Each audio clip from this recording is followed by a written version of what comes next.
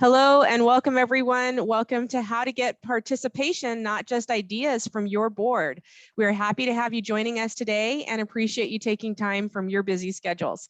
My name's Kimberly and I am part of the QGIve team. If you haven't had the opportunity to work with us before, we're an online fundraising platform dedicated to helping nonprofits raise more money. And part of how we do that is through webinars just like this one. Today's webinar will be about 45 minutes with a Q&A session to follow. So keeping our total time together today to just under an hour. We are recording, so everyone will receive an email link in a follow-up email with a copy of the presentation and some other great resources as well. So please be on the lookout for that in your email box tomorrow. We are also live tweeting today. So highlights at hashtag QGIve webinar. So if you're a Twitter user, please follow us and join the discussions. Our username is QGIve. If you do have questions at any point during the presentation, please go ahead and pop them into the question box. Mary, our presenter today, is ready to discuss all of those and answer all of those with you in the presentation that follows. And so before diving into today's presentation, let's just take a quick peek at QGIV's background, mission, and offerings. QGIve has been helping nonprofit organizations implement and grow online fundraising programs since 2007. And as the importance of online giving continues to grow, our mission remains the same: to help others fulfill their missions and passion to make a difference. And we do that through a comprehensive suite of fundraising tools featuring donation forms, event registration, peer-to-peer fundraising, text giving, outbound messaging, you name it, auctions, we've got it. We do value our relationships and are proud to connect our nonprofit friends to our partner network in hopes that it helps increase your nonprofit's success and effectiveness. So today we are excited to introduce you to one of our partners, Canary Consulting, who help nonprofits build relationships with donors by creating passionate advocates. And today's speaker is Mary Sumners. She is our subject matter expert. She's the Vice President of Annual Giving at Canary Consulting, and as you'll hear, has a great passion about helping boards become more inclusive and intentional in the organizations they serve. So without further ado, Mary, over to you. All right, thank you so much. I saw in the chat someone said we love QGIve at Canary. We do too, so agree. We love to recognize QGIve and everything that they do with our clients, and we know many of our clients really enjoy their relationship with QGIve as well. So I want to thank QGIve for having us this morning. And I'm super excited to talk about this subject matter. I've been in fundraising for just over 20 years and have worked with boards that entire time, both as a fundraising professional and then also as a consultant. So this is one of my favorite subjects. I love to lead board retreats and have conversations with boards. And the one thing that I notice that they always are saying is, you know, we do want to help, we don't know how. I think that's probably the most common thing I hear, is that they're just not sure what their role is, and the staff sometimes can get frustrated, I think, when they feel like they're not getting the support that they need. But there are just some key things I want to talk about today to increase not just your board's engagement in your fundraising work, but also their overall engagement. And I will say one thing I think that's also really common is that when you're not in a real crisis mode situation, sometimes board members can be a little bit not as engaged. And so that's a normal thing. And I think we've all through that, where we had great engagement, something was going kind of crazy, and then when things start to cool off and you're in a rhythm, it's hard to get those board members energized. So there are a few key tricks and tips that I want to share today. But first of all, I want to talk about what we're going to be talking about is just overall board engagement. How do we keep our board members engaged with our organization? And one of those key pieces is a clear board expectation policy. So we'll talk about that. And then I'm going to really talk a lot about what those 4 roles of fundraising every board member can do. And we're going to really dive into that. And that was kind of the subject of my blog post, if anybody had a chance to read that. But those are kind of key roles, not just for board members, for all volunteers who are helping you with fundraising, but we're going to really talk about how board members particularly can play those roles. And then we're going to talk about, how do I implement, once we've all agreed what the board members are going to help us with, how do I make sure that my board members have the support that they need to live out their roles and expectations. So let us dive right in. Oops. Boy, there we go. So first we talk about overall board engagement here.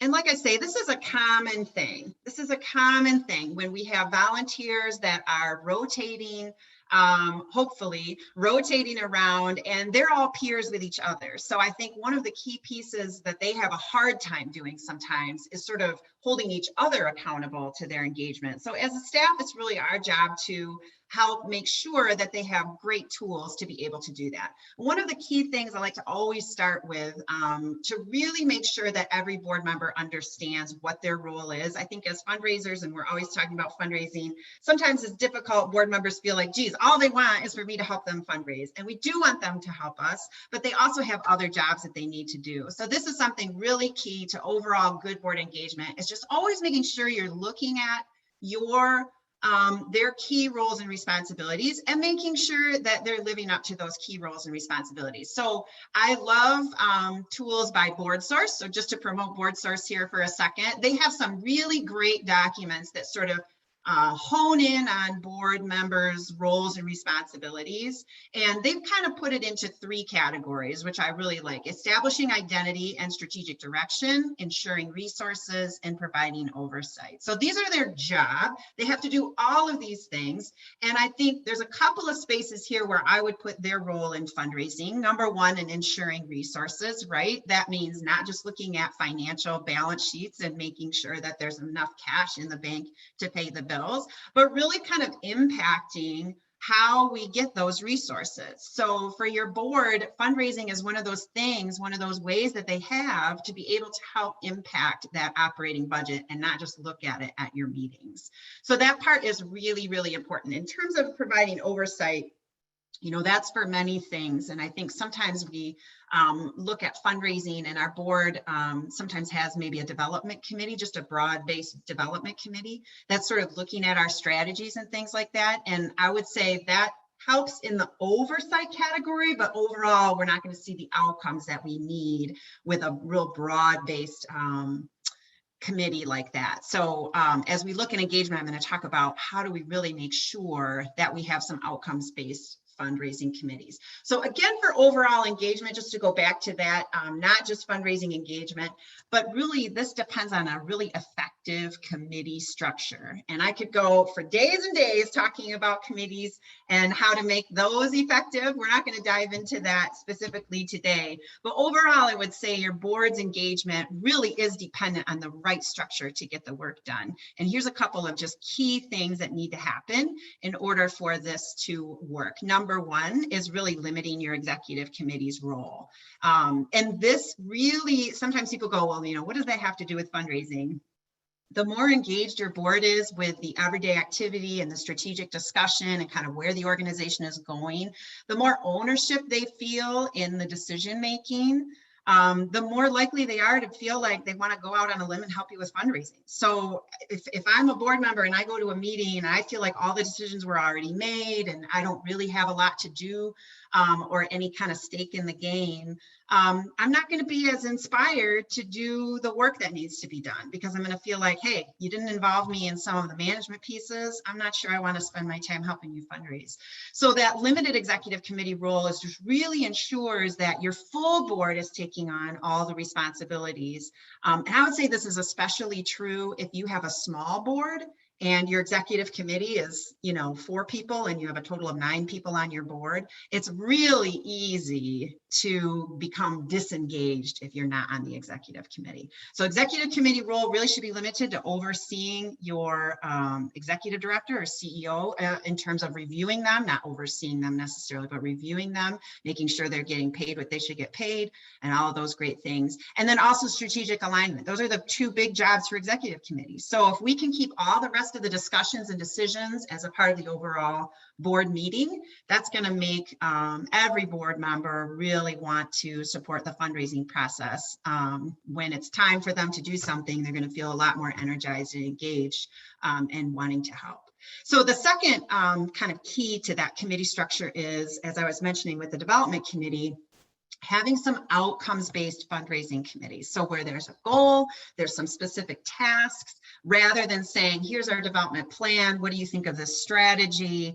That's not our highest and best use for our board members, right? Because typically we don't have a bunch of fundraisers on our boards. That's our job to come up with that plan. If the board wants to see it, great, but it's not something we need a broad-based development committee to do. And 9 times out of 10, or 9.9 times out of 10, I should say, those committees are not super effective either. The board's not happy because they feel like it's just a report out. The development officer tells me what I need, what's happening, and then we go.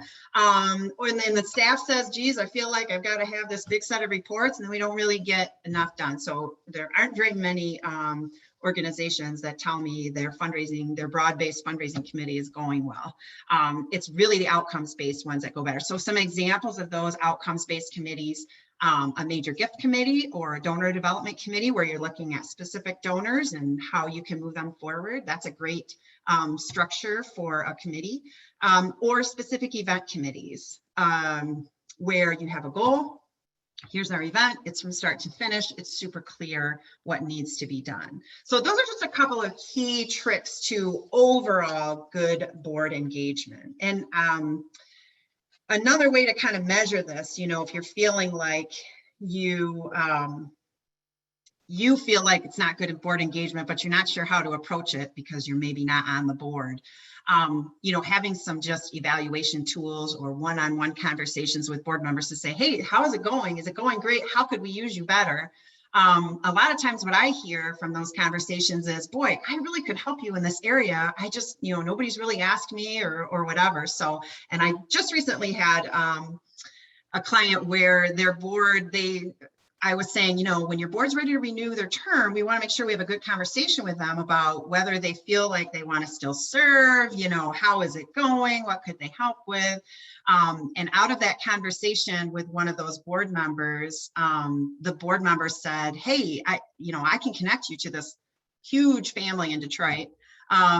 And they did, and they've been able to build a great relationship, even just really quickly that way, just with a quick meeting. And I don't think that connection would have been made without that touch base to say, hey, how are you doing? Are you getting what you need out of your board service? And what do you think you could do for us that we're not asking you to do? So those conversations are really important too, to just kind of measure that engagement as well. So let's talk a little bit too about a board expectation policy. This is where this really needs to happen in order to make sure that your board members all understand what role you want them to play in fundraising. And this is a little bit tricky because we want this to be something that's created by the board, adopted by the board, that they hold themselves accountable to, both individually and then as a group. So we want to be able to give them the tools that they need to craft something, but really what is within that expectation policy is up to them.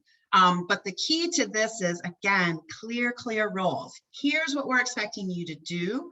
And then as we kind of are asking them throughout the year to help support the fundraising process, we've got something ahead of time that we were talking about that we can refer to, and it doesn't come as a surprise, or they don't think, well, that's something extra, that's not really part of my job. If we are recruiting people with this tool, and then if we continue to look at this tool and revisit it, revise it, make sure that we're using it for its purpose, this can really be helpful to making sure that you've started out with those expectations and that board members know what's coming. So then when they're asked to do something, it's a really obvious, yep, because I already said that's what I would do. So I've got a sample here of just a couple of bullet points for a board expectation policy. If you don't have one already, this is really a great thing. And I've not run into a board that says, no, we don't want that. Right? So they do want to know what they're supposed to be doing or what you expect them to do. And so this is something that really can go very smoothly. It can start with should start with your governance committee. If you don't have a governance committee, it could start with your executive committee as well. Or even I've had board chairs kind of say like, hey guys, we want to put this together, help me put this together. So these are just some key, I'm not going to go through all of them here, but essentially, this kind of talks about, we're expecting everybody to do all of these things, serve on a committee, that kind of a thing, make a contribution, and then participate. We're asking you to just participate in our fundraising activities so that they know, okay, I'm expected to at least go. Maybe I'm going to invite people. Maybe I'm going to do something else. But that's an expectation. And so when we bring this out at the time of recruitment, that's the time to say, hey, I'm not sure I can do this, or I can do, I can or I can't do this.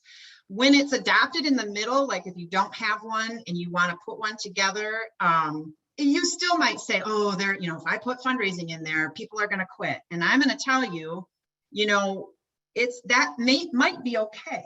If you've decided and your board leadership and the majority of the board members say, hey, this is the direction we need to go. It's okay for people to say, okay, I agree, that's the direction we need to go. I can't really do those things. And that's okay. That's okay to have them roll off. The last thing we want to do is kind of make an exception for one person that maybe is happy to say, hey, my time maybe is done because I did what I needed to do up to this point, and now we're headed in this direction, and that's not my direction. So there's some really smooth ways to do this work, but you really do need a champion on your board to help get it passed if you don't have that already. So that will be key. But again, every time I've brought it up with a board that didn't have one, they were all really grateful to have it. Everybody wants to know what we expect, right?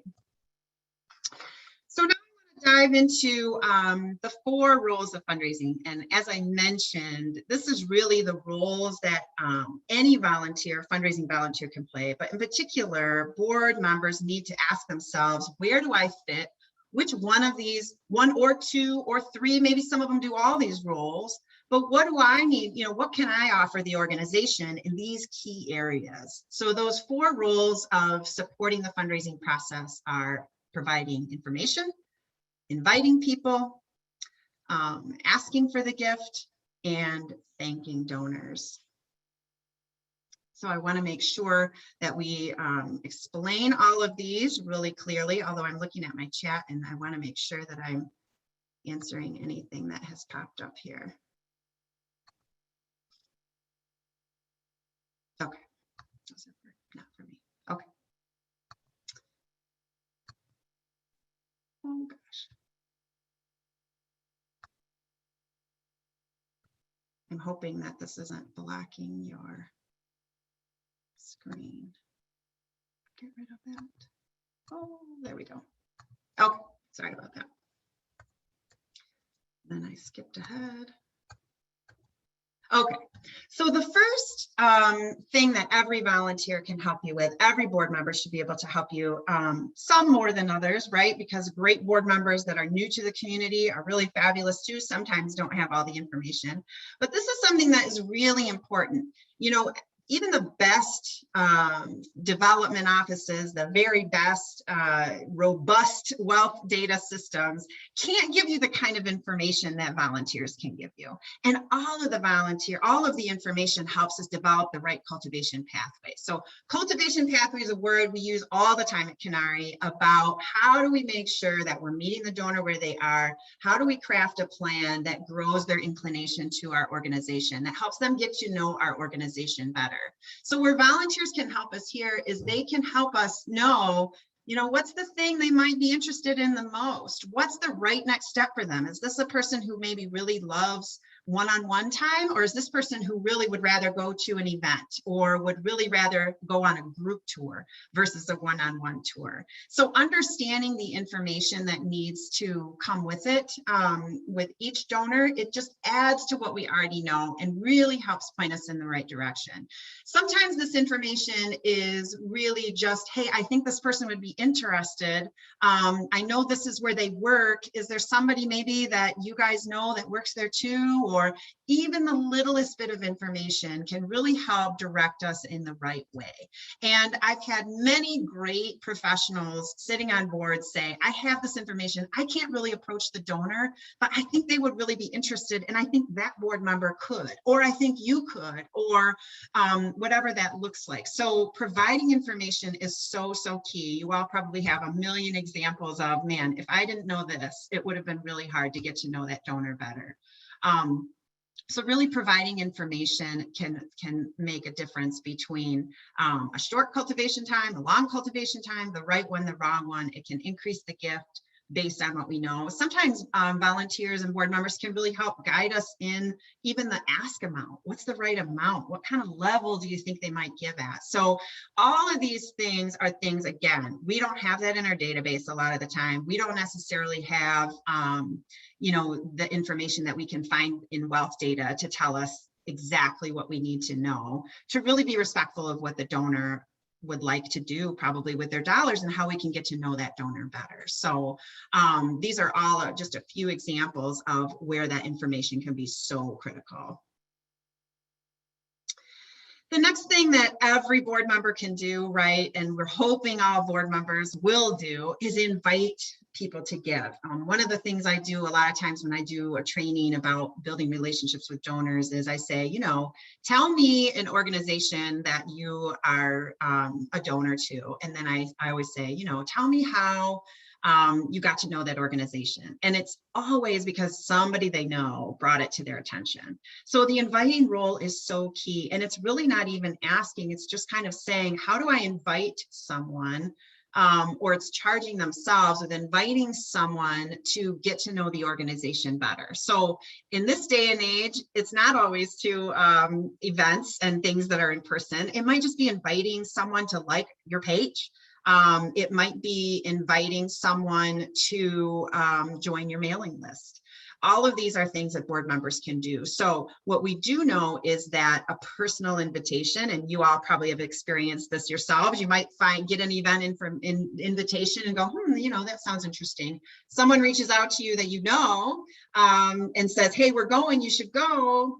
And that really makes you a little bit more likely to go. So, and this last bullet is really important too. You know, board members have a real charge to engage the next group of board members, right? So to make sure that they're constantly building a great group to serve on the board. So as they're inviting people thinking as donor prospects, they also have a role in inviting people to serve on committees or to get to know the board better or to think about serving on a capital campaign cabinet, whatever that might look like, inviting them to an event where they can donate or inviting them on a tour where they get to know the organization or inviting them to join a committee. This role is really, really important. The next thing, I think this is probably the job that board members like to do the least, and that's asking. And I think I'd say volunteers overall, many feel comfortable being a part of the fundraising process, but don't always feel comfortable making the ask. And that's okay. But sometimes board members are great askers. And sometimes they might feel a little uncomfortable, but they're willing to do it and just need some training. Others just never want to ask. And that's okay. I always say, you know, when board members think about supporting the fundraising process, you know, sometimes they get kind of nervous because they're thinking we just want them to pick up the phone and start just calling people and asking for money. And that's just very rarely the right place for your board members. And so this is a way where when we're talking about asking in this way, it might be a note on an appeal. You know, they might volunteer to just jot a note that says, hey, I hope you can help us again. It might just be being in the room with you when you're making an ask. But something that we do know is that the peer-to-peer ask, being asked by someone they know, really does impact the outcome of the ask. We've seen that time and time again. And again, that's not just for somebody being in the room. That's for notes on direct mail, notes on appeals, notes on newsletters, notes on invitations. Personal notes can go a long way. And I'm going to categorize that as an ask. So that's really important that board members understand. This isn't sitting in a room asking someone for $1 million. This might be something as simple as just making sure that someone has the ability or is introduced to the opportunity to give. So this is really important. Board members also can be great public askers in terms of, I've seen them a couple of ways that I really, really like. One is at a fundraising event where they get up and say, hey, I'm on the board, I'm a donor. I would love for you all to support our organization, and here's why I give. And so kind of sharing their own story of why they give and then sort of making a broad appeal is really great. Some board members I've seen lately, when there's sort of a campaign going on for the organization, might post on their Facebook page a video saying, hey, I give, I hope everybody considers it. There's a link here. Those are all asks, and they feel a little bit easier to some board members than to others. That last bullet too, really important. They can follow up on sponsorship requests and can be really, really effective. Again, a volunteer asking versus staff asking, you just know that there's an increased chance of the person giving. So this is a great role. Again, not everyone feels comfortable in this space, and that's totally okay. But it's a great role for volunteers to play. The last thing that board members can help with that supports the fundraising process and is a great way for them to engage is thanking your donors. This is something that I've seen done in a lot of different ways, and it's always really effective. I think it's the most effective when they're thanking someone that they know. So maybe someone that they brought to an event makes a gift. You tell them, hey, this person was at your table, they recently made a gift, can you shoot them a thank you note? And that board member doing that is so impactful, really, really impactful. Just that extra way to let the donor know how important they are. And for the board member to have that role as kind of as ambassadors for your organization, right? They should be the ones, can be the ones really thanking your donors. They all should know who your top donors are. I always really try to make sure board members are taking time to look at your corporate sponsor list and look at your larger donor lists and really understand who the givers are and playing a role in thanking. This is one of those pieces too. Any board member can do this work, right? So if they look at that list of those 4 roles and they go, I am not comfortable with any of those, thanking is the one that they can really do. And it really makes a big difference in both renewal and increase of gifts, because of course the donor feels like they're important, right? Their gift is important. So this can be done, again, I think it's really impactful when it's someone that they know, but there's also some great results from board members getting together on an evening, having some pizza and calling every donor, right? Having kind of a thank-a-thon and calling, saying, hey, I'm on the board. I want to thank you for your gift. Could you tell me how you got involved with our organization? Those can be really effective, and it makes the board, I've never had a board member go, oh, those are so uncomfortable. I don't like doing those. They love to do them. They might be uncomfortable to start and feel like, oh, I don't know what to say. But once they get going, the results that they see are just so much, it's joy, right? It's joy and it's pride knowing that it's a great organization, and that they often learn that the donor really loves to give. And they love kind of the things that are happening. Great opportunity too for your donors to say, hey, what's going on with this or that? Or, you know, do you guys do a program like this? Or, so there's some great opportunities too there for the donor as well to be able to engage with someone at the organization. So those are kind of the 4 roles that board members can play, and that can be really, if done well and implemented well, can really engage the board member in the fundraising process without kind of saying, geez, we can't meet our payroll, so we need you to get out there and raise some money. So these are kind of systems where they can participate. They always should be doing this all year round, all of these things, but really understanding the different facets of the fundraising process, not just the asking, can really help your board members feel like they are contributing, and they are, you know, when they're doing these things. So let's talk a little bit about how do we implement this? How do we make sure that we can't just say, these are your roles, and send them on their way. How can we implement this? And the first thing I would say is, if you're not already, I want to make sure that you're sitting down with each board member one-on-one on an annual basis to kind of sort of do a checkpoint, to kind of get a chance to say, hey, how's your board membership going?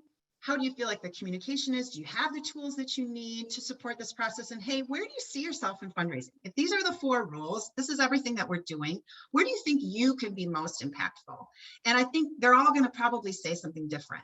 Some of them feel like, I'm going to make 1 or 2 connections for you on an annual basis. I don't really have time to do more than that. Great, take it. Who are those people? Where can we begin? So instead of saying, great, give me the name, I'll head off, really take a minute to say, okay, talk to me about who that is.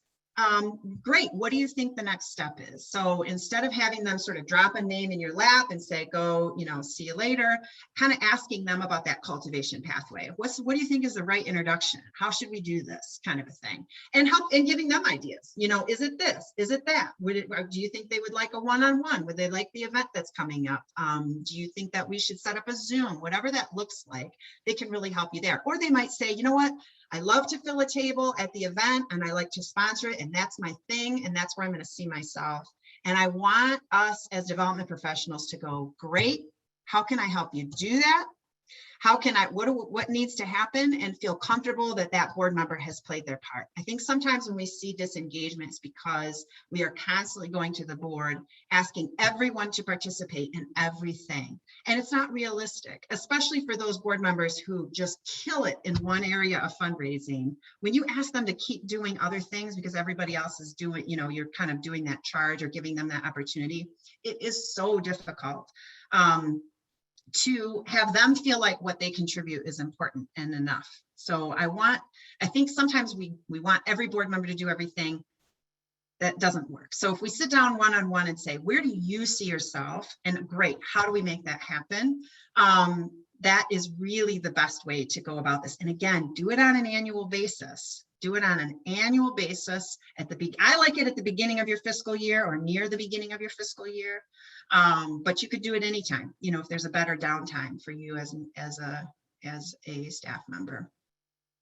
So the second bullet is really important, right? Be prepared with some ideas. If you think there's a person that board member could connect you with, or maybe they work for a company that you haven't been able to get to sponsor yet, even starting with that conversation, or maybe you have an event coming up, who could you invite to this event?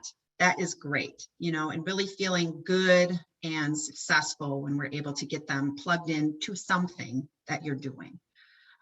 This third bullet, a planning tool or another kind of document. Some people take that expectation policy and sort of map it out and say, okay, here's our fundraising activities. Let's talk about how you're going to be involved and which ones.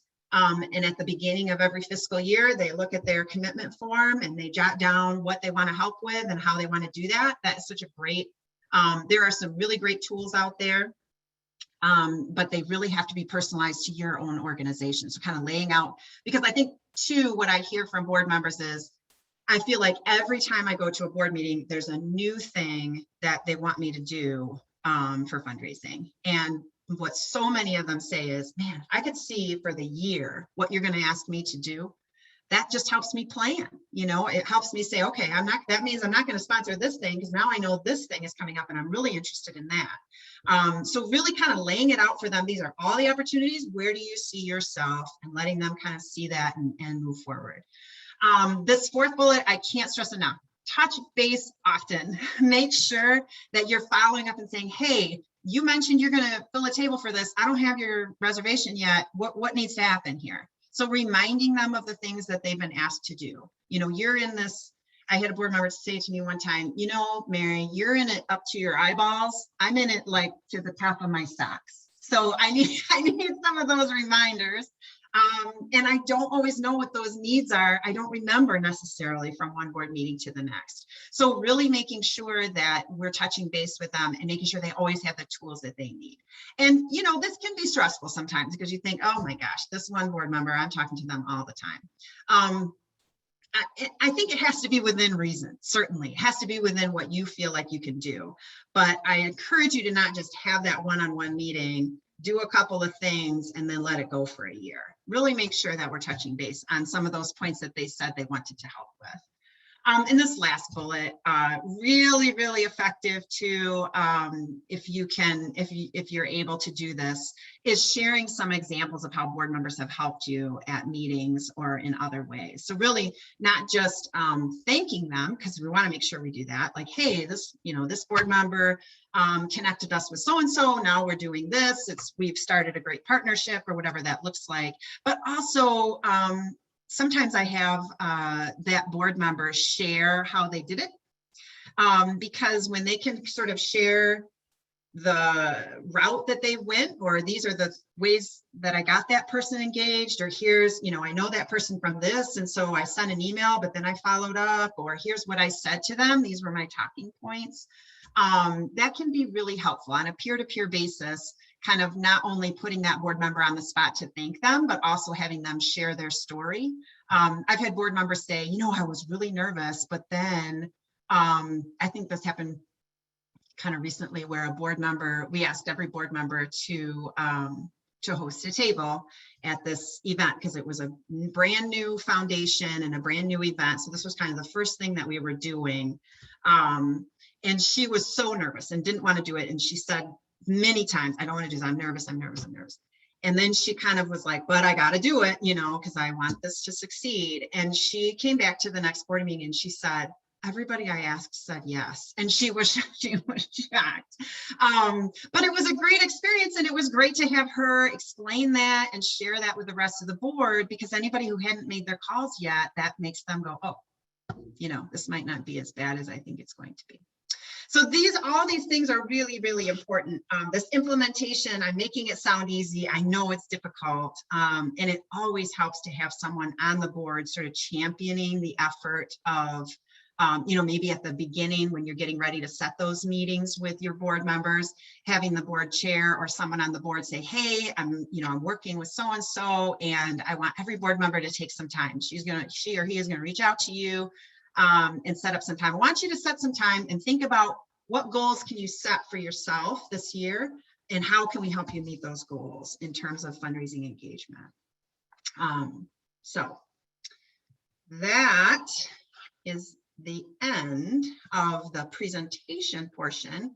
And I'll take questions in just a minute, but I did want to mention that our Canary Consulting team is 13 people strong with different skill sets and abilities. So we'd be very happy to talk to you, even just a quick consultation if there's something that's really bugging you. If it's not about board engagement, but it's about something to do with fundraising and you want an extra ear to listen to it, I'd love to connect you with someone else on our team if it's a different question. So happy to do that. We also have an online video series called Fund Kit. And there's a coupon code there at the bottom of the screen to get one free series through our Fund Kit. So happy to answer any questions at this point. All right. Well, thank you, Mary. Gosh, that was some really great information. For those of you that there's time for you to put in some questions, we did have a couple that were pre-submitted. So let's see. Oh, Mary, would you be able to share the presentation? Oh, yeah, okay, so just a reminder to everyone, we will be in a follow-up email sending out a link to today's webinar so you can watch the recording. Also a copy of the presentation deck so that you can see the slides and the contact information and the coupon code that Mary just referenced. So let's see. I would like to know more about board engagement with capital campaigns. Oh, great question. Great question. Yeah. So oftentimes, and this is kind of the challenge too, when you have a development committee and then as you're a board member and you're not on that committee and you think like, oh, they're doing all the fundraising. And this happens with capital campaigns too, right? We think, okay, well, we have this capital campaign cabinet that's going to do that work. So, I, as a board member who's not on the cabinet, what are some of the things that I can do? And sometimes they don't ask and we have to just tell them what we need them to do. So whenever there's a capital campaign, I always think the board, we have to make sure that the board always has the up-to-date talking points, right? Just really brief, here's where we're at with the campaign. Because as you all know, sometimes there's things we're sharing, other things we're not. So making sure the board really understands where are we in the process. So always making sure that you're continually educating the board about where you're at, you know, what are those big milestones, and then always so that they have talking points. They really should be out in the community listening, right? Every board member should be able to be handing over ideas for names. Even, again, this is where that intel comes into play. So I would even share these 4 rows of fundraising with your board during capital campaign and saying, you know, hey, this intel is really important. If you're out in the community and you hear someone talking about this and our capital campaign work is kind of buzzing, that's your time to kind of jump in, and you might say, hey, I talked to this person and they seem kind of interested. Here's their name, you know, and if they feel comfortable even saying like, hey, I'd love to set up a time for you to talk to one of our team members. I'm not involved in the, you know, the capital campaign itself. I am a board member. I'd love to set you up. Would you be willing? So that's a great role of a board member that's not on the cabinet, maybe isn't really a part of the capital campaign, but as a board member for the organization, they're still responsible for the success of that campaign. And they really need to see themselves as ambassadors and supporters. So with the, and again, with the inviting, right? Somebody that you think might be a good prospect as a board member, you might be thinking like, I'm going to just invite them to this event to just see, you know, gauge their interest, and then hand it off to either the development staff or leadership team. So I'd say the biggest thing to do is listening and adding to the prospect list, and hopefully every board member can give you a connection or two as well. I would have those one-on-one meetings, particularly with every board member, even in the early stages of the campaign, to just say like, hey, I know you're not on the cabinet, but I want to talk to you about some ideas you might have for people that can either serve on the cabinet or be involved in some way. So great question. That was great. And you already had somebody else say that that's great information and good reminders on engaging board members in a one-on-one setting and face-to-face. So thank you for that. We do have another question. Stacy has asked, what type of fundraisers work best for small organizations with only 7 board members that can get high engagement and leads? Oh, okay. So yes, some of our small organizations that maybe don't have a big thing, I would say your biggest return on investment that we see is kind of a table hosted style where we're kind of asking each board member to, you know, bring 8 people to just kind of an informational, either on a tour, some kind of small group tour, if you have something to tour. If you don't, it can just be kind of a small luncheon. I mean, if everybody brought 8 to 10 people saying, hey, I'm new on the board, we're having this event, I'd love to have you come and learn about it. If you want to make a gift, great. If you don't, I just want you to hear more about it and spread the word. So that's probably what we see as the biggest return on investment, you know, if you're just looking at time and resources. And it's a great spot for board members to be where they could, you know, each of them brought 10 people, you've got 70 people there. Now you've just, you know, 10 times your database. So I like that one. Thank you. What are some strategies I can use to get a better response to the emails I send to board members asking for help? Yeah, right. I know, you guys, I know this is hard.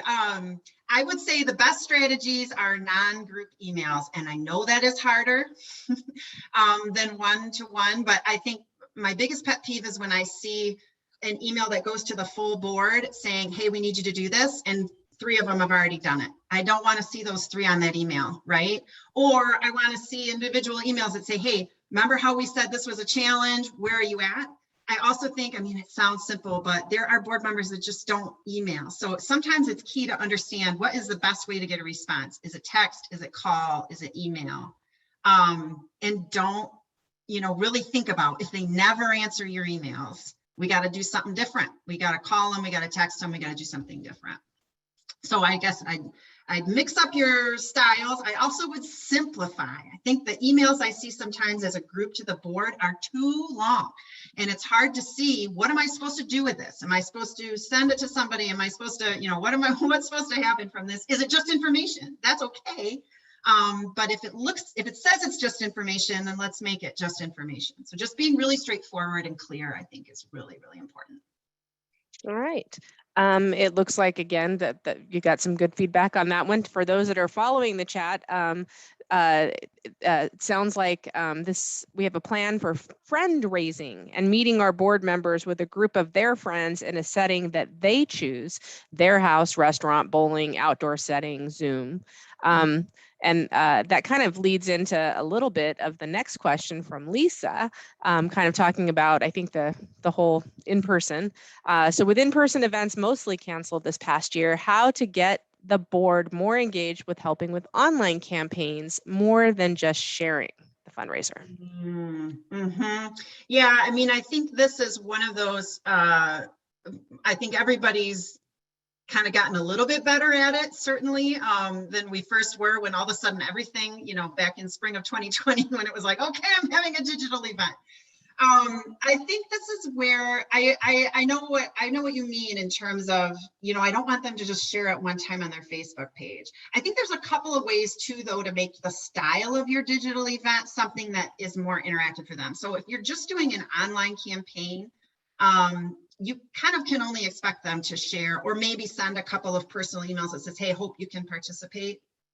But if you've had to move like a gala online, something that I've done a couple of times, actually, just as a volunteer, is I might say, I'm going to either have a small group at my house or office. I've done both, and I'm talking like 5 or 6, and we watch the video together if it's like a streamed event.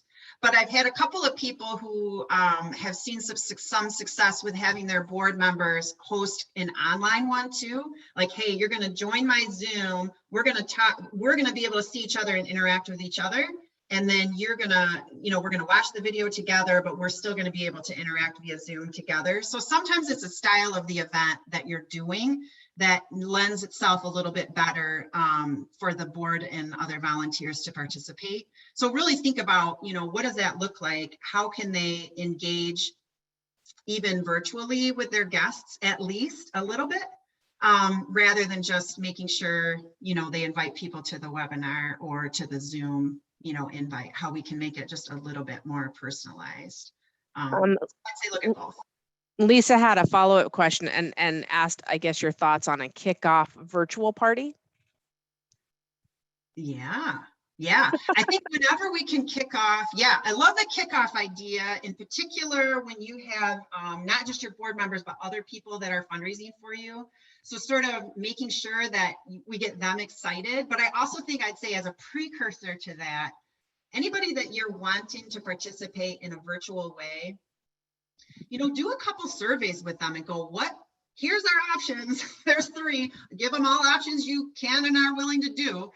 But say, like, what are you most comfortable with? So that your key ambassadors that you're wanting to do the work are getting a chance to participate in the style of it, because they'll tell you, like, hey, I'm not going to share a link, but I would do X, Y, or Z. So really engage with them before you even plan it. So you aren't asking that, you know exactly what they would be comfortable with doing. And then they're kind of like getting energized for the event too. Because what I've noticed is they won't respond to the survey if they don't plan on participating anyway. So. Good point. Is it a good idea to issue fundraising challenges to the board? And if so, who should initiate that? Yeah, good question. I love fundraising challenges if they're done not in a like emergency type way. So I love to be able to say things like, hey, our goal is 100% participation, right? So I like the challenges where we don't issue a personal goal. So we don't say, I need everybody to give $1,000 or I need everybody to do this, but just like, hey, as a group, wouldn't it be great if we could hit this number? So, but the person that needs to do that challenge really is someone on the board. It's the chair, or I've seen a lot of success with a fundraising chair offering the challenge. So someone who's willing to say like, hey, I'm going to, as their peer, say, hey guys, let's get together and set this up, but set them up for success. So sometimes we have an annual fundraising goal that is a challenge for the year. For the board, I want you to look at what do they typically give? What would be a stretch, but not crazy, so that you really are setting them up for success, to hit that goal. And then make sure you're thinking through, how do I make sure we're able to get there? So you're kind of facilitating as staff, that's certainly their role. But we have to have a champion on the board that helps promote that. And it can't, unfortunately, it's not as effective from the executive director or CEO. Makes sense. My board members are not always giving themselves. How do I increase their personal participation in fundraising campaigns? Yeah, good. These are great Mhm. questions. So one of the things I think that I find, yeah, as an annual giving consultant, the first thing we do is we start with an assessment. And in that assessment period, we ask that question, how many of the board members are giving? And usually when it's not 100%, we have not, my next question is always, are you asking them? Or are you kind of making sure they're in your appeal list? Or making sure, are you saying at the beginning of the year, everybody needs to give, and then just hoping that they contribute? Or are you really truly saying to each board member individually, hey, are you willing to give this year? So your board members are your donors. And I think as often as we can treat them that way versus, hey, you're on the board, you need to give. I think you'll see larger gifts. Number one, you get a chance to ask them personally. If you're still having trouble, again, I think you need someone on that champion on your board to help you follow up. At my first role ever at a symphony orchestra, we had a board member that was the board giving chair, and that's all they did was they helped solicit board member gifts, and it was extremely effective. Again, if you kind of lay that out as an expectation, we're asking you everybody to give. And when you have that one-on-one meeting saying like, hey, you're an awesome board member, you're doing great at these pieces. Do you think you're doing great at these pieces? And what do you need to do better? What can we provide? But more often than not, it's because we're not really taking time to ask them with dignity and the way you would ask your donor. All right.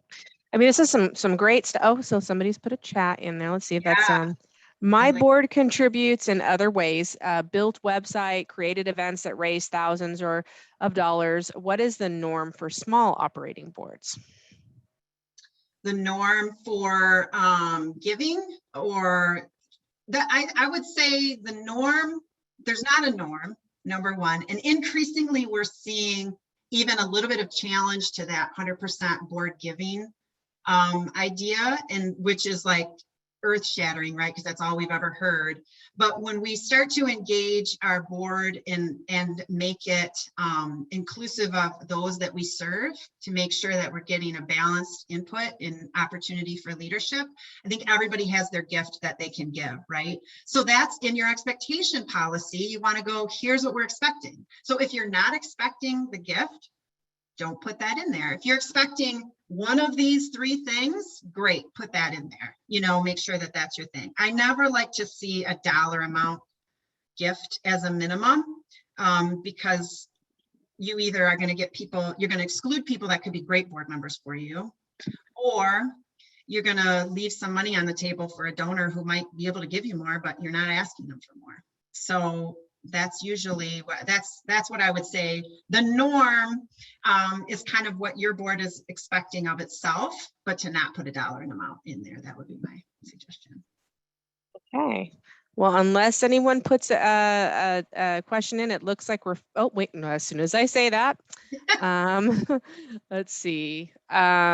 I would love to chat offline. So yes, Andrea and everyone, just as a reminder, one of the things in the slide deck that Mary has offered, and so look for that in the follow-up email, is actually a little follow-up 30-minute consult. So she's provided her contact information there. You don't have to jot it down. It's coming to you automatically as being part of today. So please, for anyone who does have additional questions of Mary or the Canary team, feel free to reach out to her. And then we also put her contact and our contact information for questions for QGIve here on this last slide. So thank you again, Mary. This has been some really, I think, very informative and helpful tips. And I've liked our kind of banter and some of the participants. Thank you. Those were some great questions. So again, thank you for joining us. We'll be sending out this follow-up email tomorrow. feel free to contact us. And we have a survey that as you're exiting, go ahead and feel free to answer the survey questions. It helps us kind of select content and different resources that we do, like these webinars. It looks like there's a couple of people that just are trying to chat. Oh, they're just thank you. So thank you. And we hope that everything helps. We hope that what we've covered helps you better understand the importance of getting your board engaged in your fundraising. So thanks again, and we will be in touch. Hope Thank you you. have a fabulous day and a fabulous weekend coming up. Bye. Thanks, everybody.